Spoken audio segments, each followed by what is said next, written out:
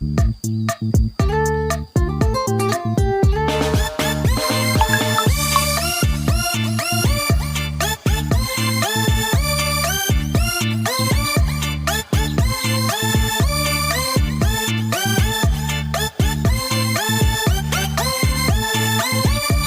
สำเร็จบ่ได้มาง่ายๆเส้นใส่บ่ได้อยู่ตรงหน้า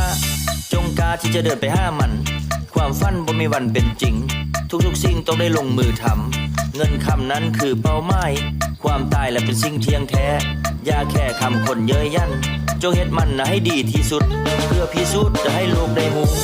อย่าอยู่อย่างคนสิ้นหวังสร้างพลังนะให้มีแห่งสู้ให้ฮู้ว่าเฮานั้นเฮ็ดได้ลักใส่บ่ได้เดินมาหาไปซาดีกว่าบ่ได้ไปหัวใจแล้วมันต้องเข้มแข็งมืดแห้งก็พักค่อยไปต่ออย่าท้อก่อนไปเทิงเส้นใสถ้าตั้งใจจับมือต้องไปเทิงอย่าละเลิงกับกิเลสตัณหาสินำพาความวิบัติมาให้อย่าใส่ใจคำคนนินทาก้าวข้าให้สม่ำเสมอเจอปัญหาอย่าได้ท้อถอยเต็มร้อยกับเส้นทางเดินเผชิญกับอุปสรรคลำบากยากเข็นในมือนี้อดีตเป็นเส้นที่ในมือหน้าจงศรัทธาในตัวของตัวเองคนเก่งเขาอย่างต้องฝึกฝน